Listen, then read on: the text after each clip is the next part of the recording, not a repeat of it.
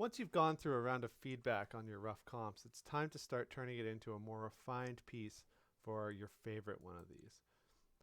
I tend to do this on a layer that is a fill layer, and instead of painting on the layer, I paint on the mask. This lets me use an interface where I basically only have one button, which is X, which switches the foreground and background color in Photoshop. I'm making sure to check my mood board the entire time, especially when I need to zoom in and find some sort of tiny detail, like these little mechanical parts. A lot of this has to do with some sort of outer hull and then openings where these things enter into this.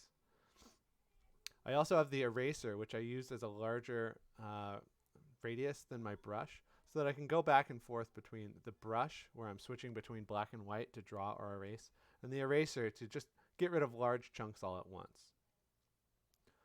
There's lots of ways that you can approach this. I'm approaching this from an inking standpoint. You could also do this as a more painterly render, where you render it up in value scale. The benefit of an ink-based mentality, especially for something like a robot, is a lot of this will later on have the values added in using the fills pipeline, where the ink will sit on top, and it'll serve as a very useful way to make selections that then inform the layers below it. Now, as I go, I just try and make this more and more detailed.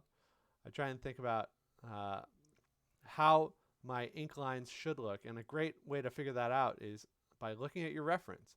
On my other screen, I have reference that has things including like shots from Gundam and Voltron and other cartoons that render robot, and I specifically zoom way in, and I actually look at like, where did they use thick lines and thin lines?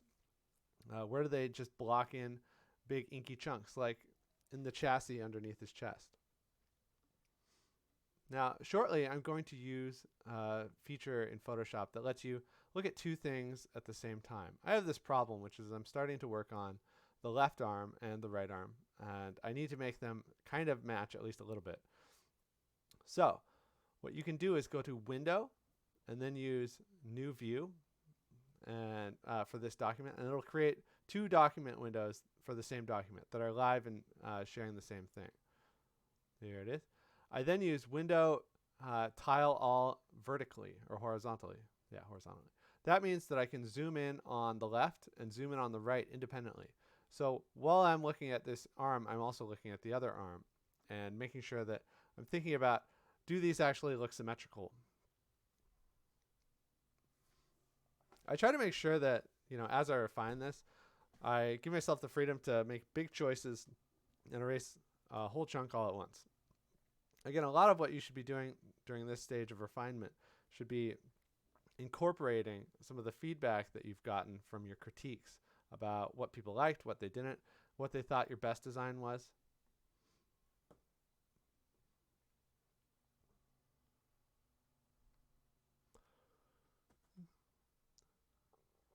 I occasionally will also do something like up the smoothness on the brush. I go between lots of smoothing and no smoothing at all. And a lot of times I think that it's better to use no smoothing because it gets you into the habit of just having a soft arc to how you draw no matter what. So you can see I try a couple ways to draw this hand, and I keep thinking about, did I get the anatomy right? Even though it's a robot hand.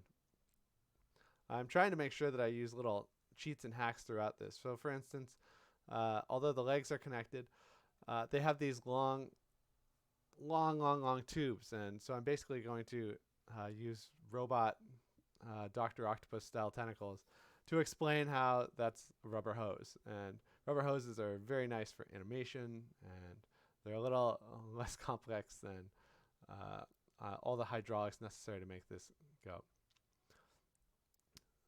The feet are another area where I try and think a lot about how can I just hide that rubber hose connection on a technical level for production, but also like, looking at my reference, how do these organic shapes and robotic shapes go together?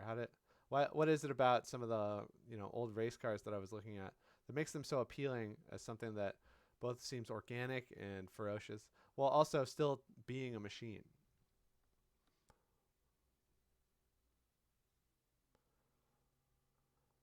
Now, I think I maybe go a little too detailed in this leg, but at this point, it's fine. And it's not worth redrawing, so I just copy and paste. You can also right-click and transform a selection, and this will allow you to do things like warp it and distort it so that you can get it to match. Now that I've got that done, it's time for us to take this in and make some rough black and white ideas of where the grayscale values are going to be.